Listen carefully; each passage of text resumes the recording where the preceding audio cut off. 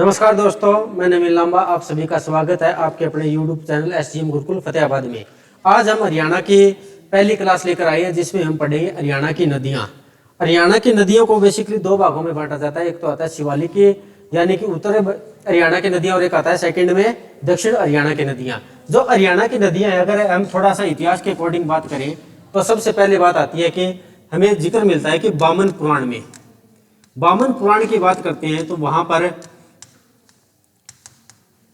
7 one और 9 नदियों का जिक्र मिलता है भी, और 9 नदियां और इन्हीं 9 नदियों को अब इसमें से 2-4 तो लुप्त हो चुकी हैं और 5-6 क्या है करंट में बह रही है, जैसे सरस्वती नदी है, चोटांग नदी है, ये क्या है सारी की सारी लुप्त हो चुकी हैं, लेकिन कहीं कहीं इनके साक्ष्य मिल रही हैं। मुख्य रूप से जब हम बात करेंगे इनमें से वनों में एक आता है द्वैत वन। ये बहुत बार एग्जाम में पूछा जाता है, द्वैत वन। और इसको क्या किया था भी, राजा कुरु ने हल जोत कर आबाद किया था। द्वैत वन क्या रहेगा इसके बारे में कि राजा कुरु ने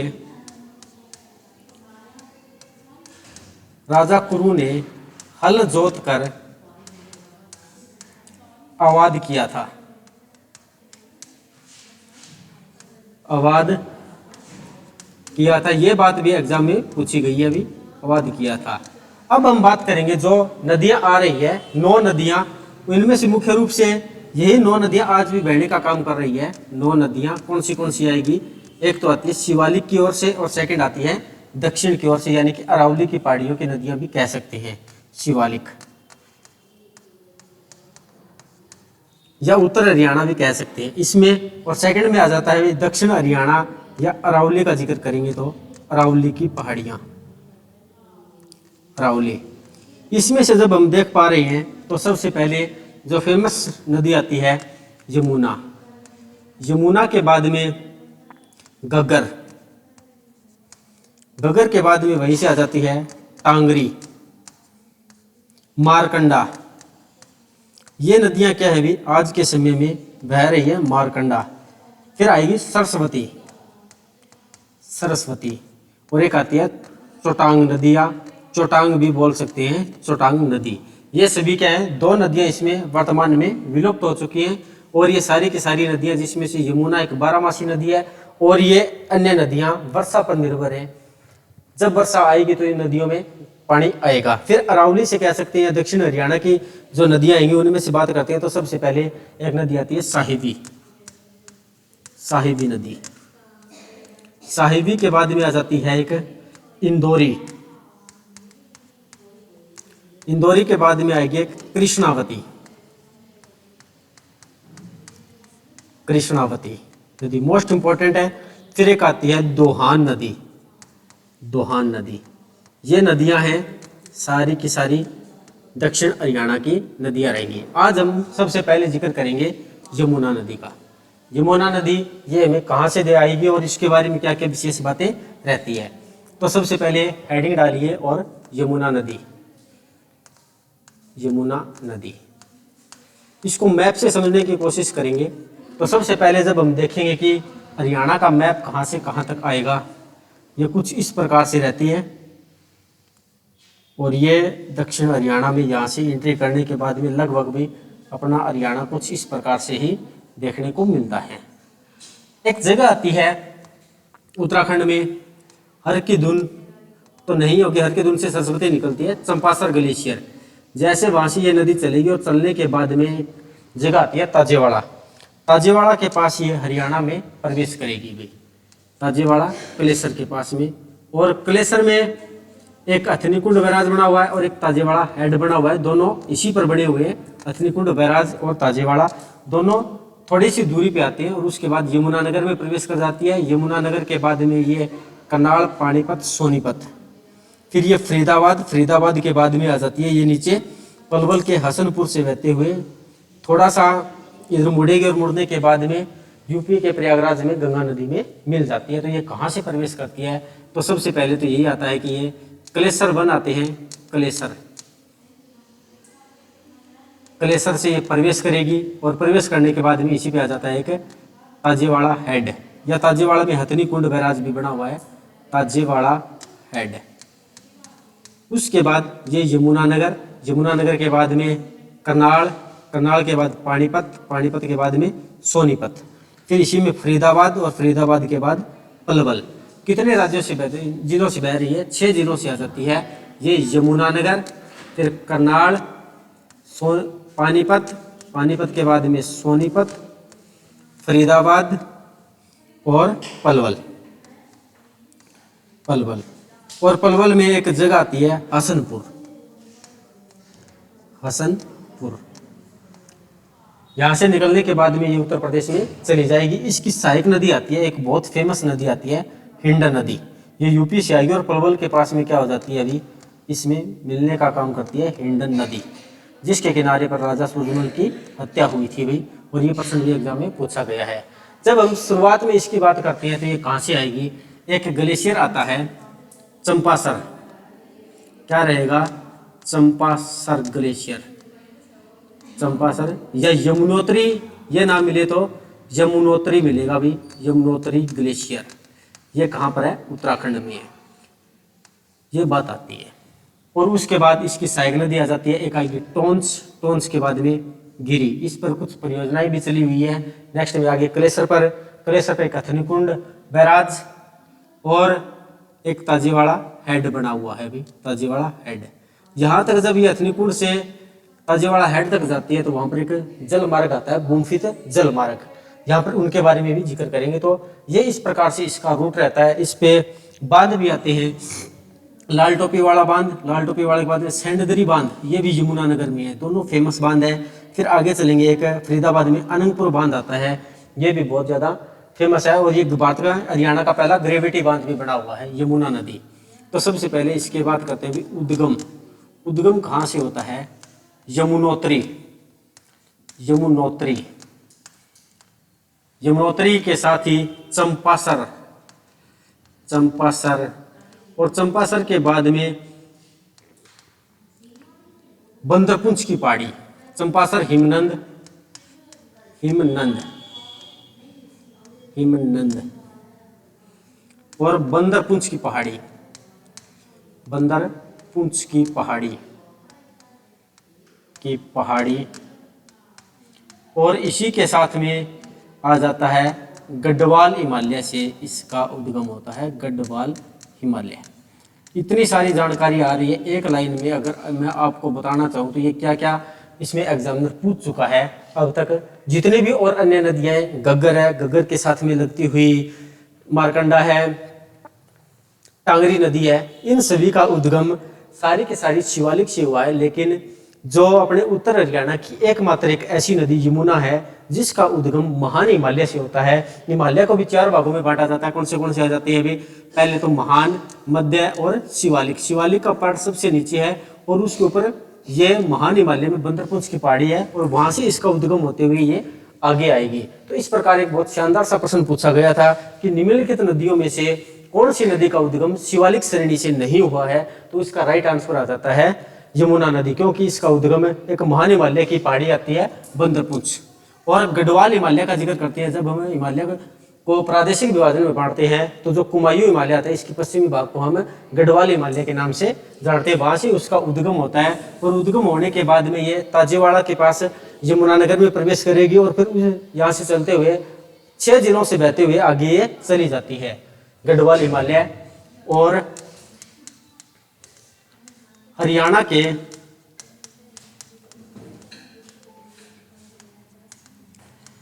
यमुनानगर में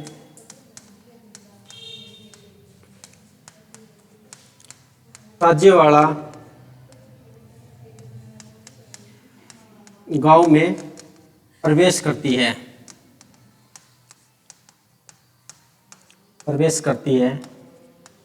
और उसके बाद हम देखेंगे तो यमुनानगर, करनाल, पानीपत, सोनीपत, फरीदाबाद और पलवल के हसनपुर से ये यूपी में प्रवेश करने के बाद गंगा की सहायक नदी बन जाती है, यानी कि गंगा में मिल जाती है।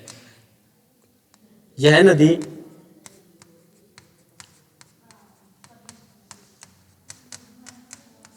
हरियाणा के 6 जिलों से बहती है, 6 जिलों से बहती है। कौन से? पहला तो यही आएगा जहाँ से एंट्री होगी यमुना नगर, यमुना नगर के बाद में करनाल, करनाल के बाद में पानीपत, सोनीपत, फरीदाबाद और पलवल। और आगे चलकर क्या होगा कि पलवल के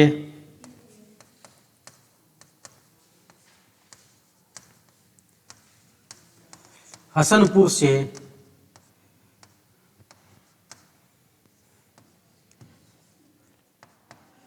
निकलकर यूपी में प्रवेश करती है, यूपी में प्रवेश करती है और प्रयागराज में गंगा नदी में मिल जाती है। ये बात रहेंगी, इसी में नोट कर लेते हैं अभी, प्रयागराज में गंगा नदी में शामिल।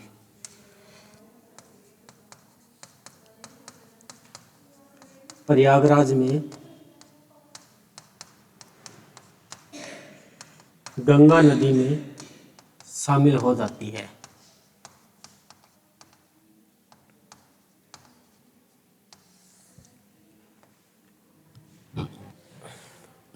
इसके बाद हम जब बात करेंगे तो यहाँ पर क्या है, जैसे ये हरियाणा में प्रवेश करती है तो सबसे पहले यहाँ पर भाई कलेसर आता है और कलेसर में एक बैराज आता है हथनी कुंड बैराज। हथनी कुंड बैराज के जस्ट नीचे आ जाता है ताजेवाड़ा हेड। तो इस पे जब हम थोड़ा बहुत बैराज और बांध, इन दोनों में कोई ज्यादा सा डिफरेंस नहीं है, दोनों में एक ही बात कॉमन आती है कि जल को रोकने की व्यवस्था की गई है। बांध में सिंपल हम पानी की रोक सकते हैं और बैराज में क्या है, थोड़ा सा उद्देश्य उसका चेंज हो सकता है, जैसे मछली पालन, बिजली उत्पादन, ये क्या है बैराज की विशेषता रहती है। तो जैसे ही थोड़ा सा यमुना नगर में क्या बना हुआ है अभी, यमुना नगर में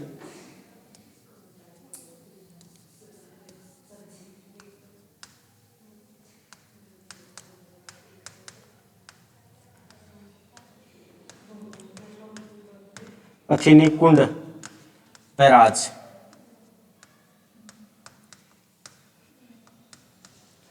बैराज बना हुआ है और इसके जस्ट नीचे ही इसके दक्षिण में क्या आ जाता है अभी, ताजेवाड़ा हेड आता है, ताजेवाड़ा हेड।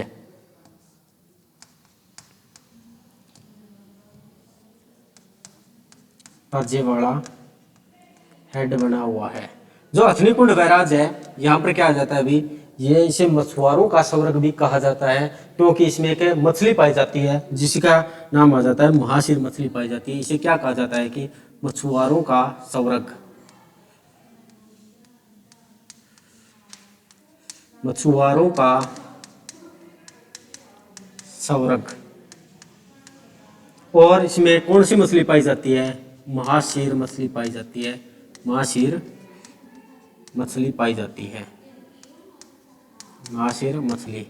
और नेक्स्ट में जब इसी के जब दक्षिण में बात करते हैं, ताजेवाड़ा हेड ये थोड़ी दूरी पर बना हुआ है और इसमें जैसे ये ताजेवाड़ा हेड तक आती है तो यहाँ पर ये नदी का गुम्फित जल मार्ग के द्वारा प्रवेश करती है। गुम्फित जल मार्ग का मतलब होता है कि जैसे ये हथनी कुंड बैराज में आई, यहाँ पर जैसे ये हथनी कुंड बैराज है और इसके नीचे ताजेवाड़ा हेड बना हुआ है, तो ये 3-4 धाराओं में अलग अलग जगह से विभक्त हो जाती है। और एग्जाम में ये भी प्रश्न पूछा गया है कि यह नदी कौन से जल मार्ग के द्वारा हथनी कुंड बैराज से ताजेवाड़ा हेड तक आती है, तो गुम्फित जल मार्ग के द्वारा यहाँ तक प्रवेश करती है। और ताजेवाड़ा हेड को क्या कहा जाता है अभी, छिपा हुआ स्वर्ग भी कहा जाता है, हरियाणा का छिपा हुआ स्वर्ग। इसे क्या कहा जाता है, हरियाणा का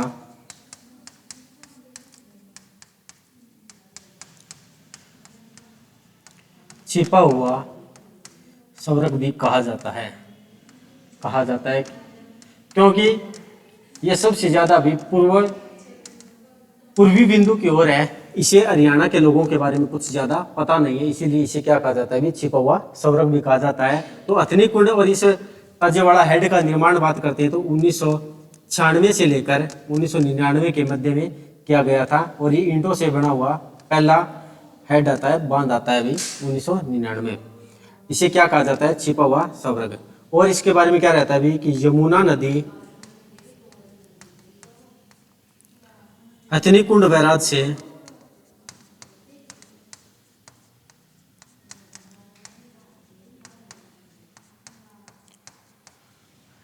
ताजेवाड़ा हेड तक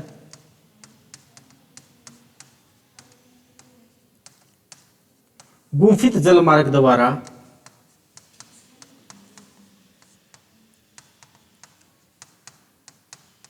बहती है। और जैसे ही ताजेवाड़ा हेड के पास में आएगी तो उसके बाद में ये मैदानी भाग में प्रवेश कर जाती है। एग्जाम में ये प्रश्न भी पूछा जाता है, ताजेवाड़ा हेड के बाद, ताजेवाड़ा हेड के बाद मैदानी भाग में प्रवेश, मैदानी भाग में प्रवेश। और उसके बाद ये 6 जिलों से बहते हुए यमुनानगर, करनाल, पानीपत, सोनीपत, फरीदाबाद और पलवल के हसनपुर से ये यूपी में चली जाएगी और प्रयागराज में गंगा नदी में मिल जाती है। इस प्रकार से ये नदी का भी रूट निर्धारित होता है। अब थोड़ा बहुत इस पे जो बांध बने हुए हैं उनकी भी चर्चा कर लेते हैं। तो सबसे पहले एक लाल टोपी वाला बांध बना हुआ है, सेंडदरी बांध बना हुआ है। ये दोनों के दोनों कहाँ पर आते हैं? इसके अलावा थनीकुंड बैराज है और ताजेवाड़ा हेड भी है। इसके अलावा जब हम बांध की बात करते हैं तो कौन सा आएगा? एक तो लाल टोपी बांध और एक सेंडदरी बांध। ये कहाँ पर आते हैं? दोनों के दोनों यमुनानगर में आएंगे। और एक आता है अनंगपुर बांध, ये फरीदाबाद में भी अनंगपाल तोमर द्वारा इसका निर्माण करवाया गया था भाई बांध। लाल टोपी वाला बांध ये कहां पर है? यमुनानगर में है। एक आ जाता है सेंड दरी बांध, ये दादूपुर गांव में है अभी सेंडदरी बांध। दोनों के दोनों कहां पर हैं?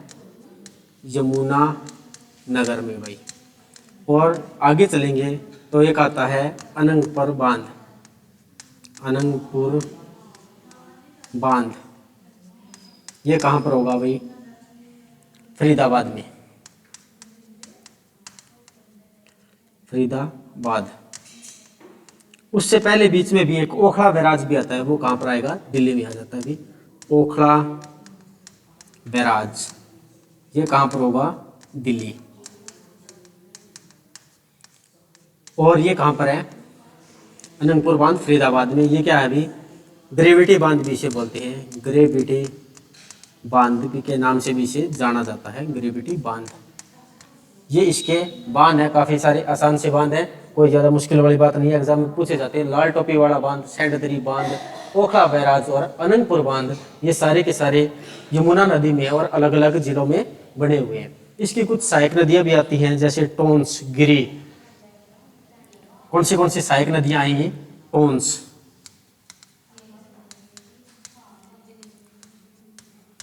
सहायक नदी या नदियां,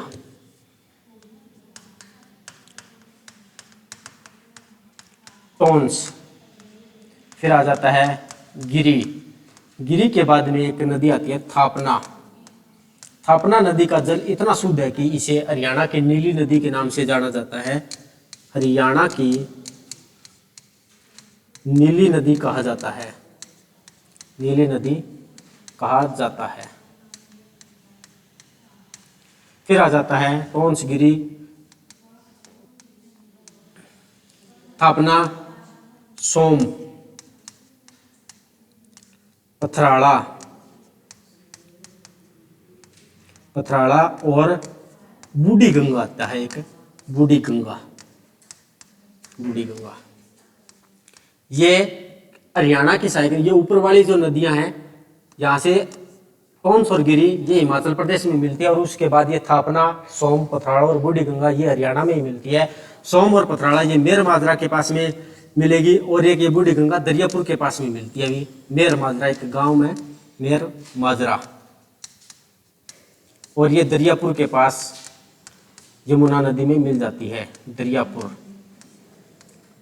और सोम नदी पर एक बांध बना हुआ है जिसको हम भाई किस नाम से जानते हैं? चैक बांध के नाम से भी जानते हैं, चैक बांध। ये मिट्टी से बना हुआ बांध है अभी, चैक बांध। इस प्रकार से ये यमुना नदी अभी आप लोगों के लिए एग्जाम के पॉइंट ऑफ व्यू से बहुत ज़्यादा मोस्ट इंपॉर्टेंट है। हम धीरे धीरे करके भी सारी नदियां पढ़ते रहेंगे। 15-20 मिनट की क्लास होगी, तो ऐसी क्लास को देखने के लिए भी अपने YouTube चैनल को सब्सक्राइब कीजिए, वीडियो को ज़्यादा से ज़्यादा शेयर कीजिए।